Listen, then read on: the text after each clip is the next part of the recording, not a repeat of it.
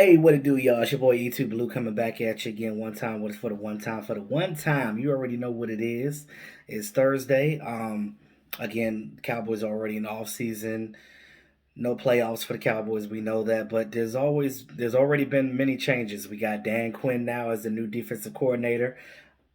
Mike Nolan is out of here, baby.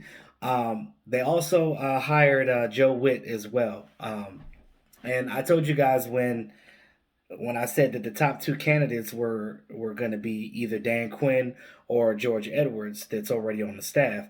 I was cool with either one of them, and I also said that since they had already interviewed Joe Witt, I said, well, it could be possible that they could still bring him on as a secondary coach, which is what they ultimately did. They're hiring him now as a defensive pass game coordinator, so which means that Maurice Lindquist is probably going to lose his job. But I heard that he's probably going to go back to college and go back and coach in the college ranks. So that should be good for him. I think they'll probably keep Al Harris. Um, Shout out to Big Game James. Big Game James had me on his channel yesterday. We talked a little bit about what I'm talking about now on his channel. So shout out to Big Game James. If you guys don't subscribe to him, go ahead and check out his channel as well. I'm pretty sure you already do. But anyway, uh, you look at what we have going on right now. I think that the hire of well, before I get into that, I just want to talk about some cleanup things real quick. Jalen Smith got wrist surgery. I know you guys probably heard that already. Um, you're probably gonna hear down the line a bunch of players um, are gonna get their some things cleaned up and stuff because the rigorous sport of football. If you never played football, understand that it's like getting into a car accident every time you play a game. These guys have bumps and bruises and aches and pains all season, and they take cortisone shots sometimes just to get through games, just to entertain us. So understand that, football is not trust me, I still got injuries from when I played football, and that, excuse me, that was years ago. So understand that, these effects of these injuries um, stick around for a long time for these players. And you look at like Jalen and him having that drop foot before, that drop foot's always going to be there. So, which I'll talk about that in a minute, and how I think that he'll excel in this new defensive scheme that we're about to run. But yeah, he's getting some things cleaned up. You're probably going to hear a lot of guys getting some things cleaned up. We know that Amari Cooper got his ankle scoped. He's not going to really need any rehab on that, so he should be good for OTAs. Now, we're still dealing with this COVID, so I don't know how the off-season program is going to go. Are they still going to have these protocols by the time March comes? I'm pretty sure they will. But I think that they'll still be able to have some type of offseason, hopefully, because we still need Mike McCarthy to run his offense, and we still need to figure out what we're going to do as far as our players, because free agency will be coming up after the playoffs and the Super Bowl is over, because we still got to wait on that. We know the Cowboys are picking 10th in the draft. I would love to get that offensive tackle Slater, but we'll see what happens with that. But in the meantime, in between time, with Dan Quinn being here and Joe Witt being his defensive pass game coordinator, I think that um, with us going back to the 4-3 and not doing this stupid ass hybrid 3-4 that we were doing last season that was confusing these players because they were playing out of position. They were playing something that they don't do. And one thing as a coach, you should know this coming in. It's not rocket science. You can't come in changing things, first of all, in the COVID year, and then expecting that you have 4-3 guys, but you're trying to make them do 3-4 things. You cannot do that. It doesn't work like that. So I like the fact that they got Dan Quinn. He's a 4-3 guy. We already know about what he did with the Seahawks and the Falcons and things of that nature. So, but you look at how it's going to benefit the guys that we have. It's really going to benefit our linebackers, Jalen Smith, Leighton Vander Esch, Demarcus Lawrence, our defensive end, and Randy Gregory. Those guys are going to benefit the most from this because of the simple fact that it's predicated on them not thinking and doing what they need to do, and it's predicated on what they do best. Now, they're going to do, I guess, a hybrid 4-3, which is a different setup.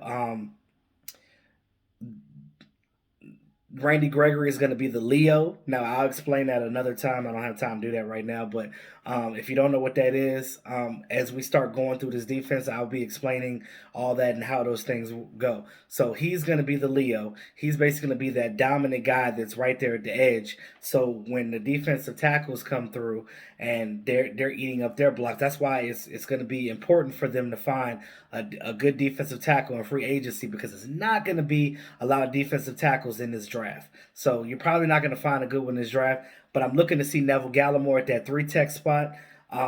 Maybe they'll bring back Gerald McCoy now that he's injury free.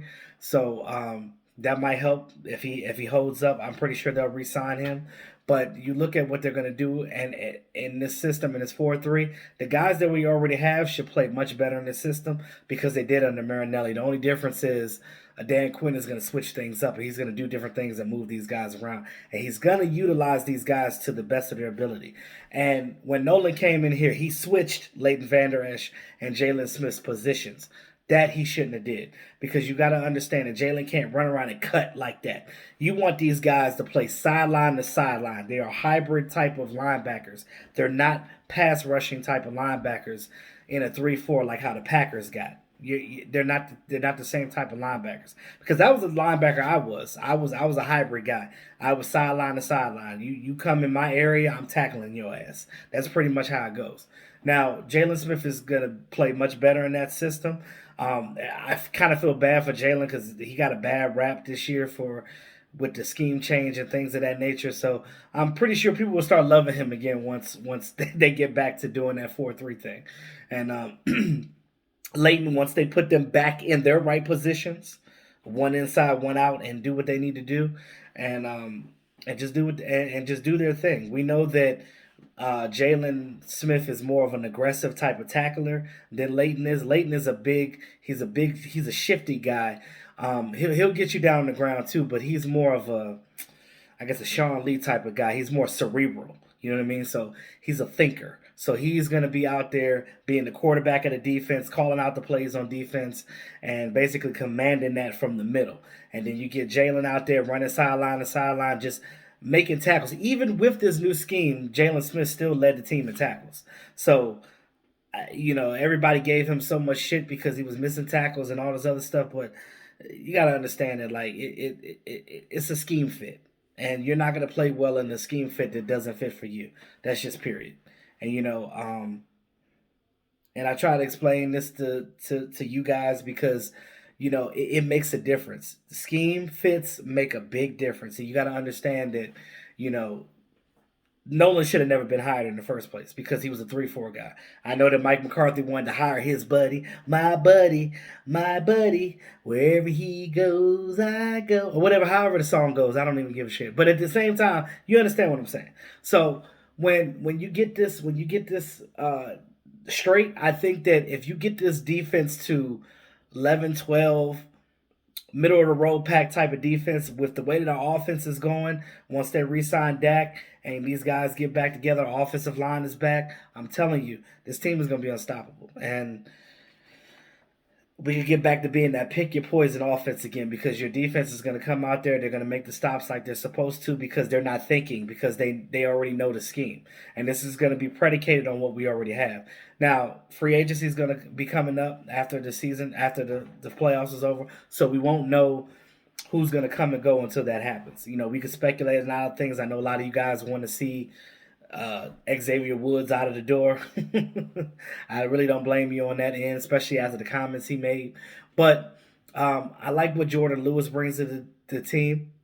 You can blitz him on those corner blitzes and catch that quarterback off guard. He's really good at that. I like what Chidobe Awuzie brings. Like when he's on the field, it seems like the defense plays better. It's like they all just in tune with each other.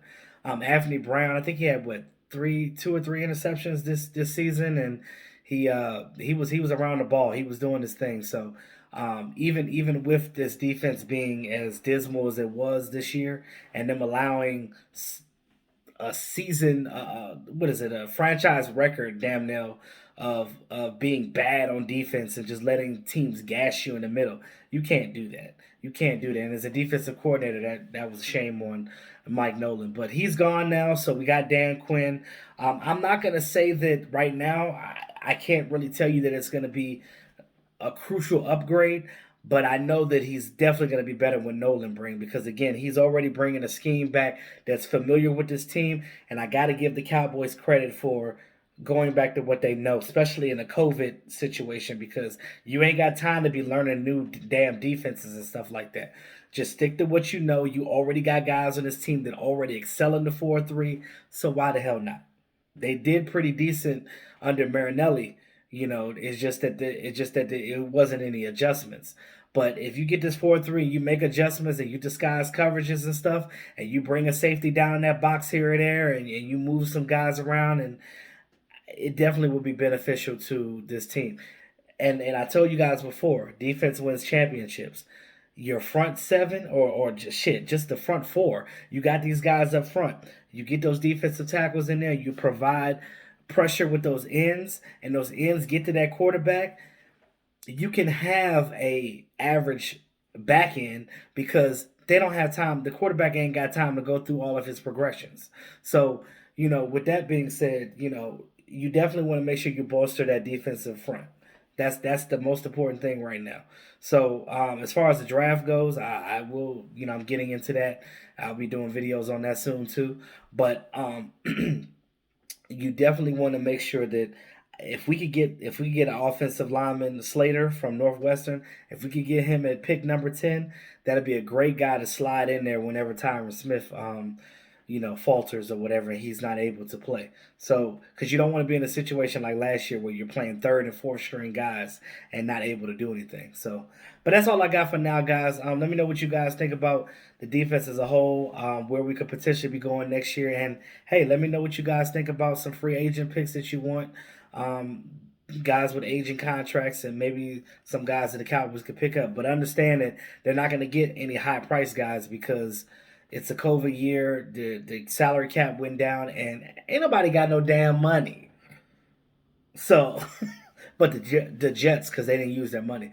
But with that being said, y'all, it's your boy E2 Blue. Always keeping it real. Talk to y'all soon. Y'all have a great evening.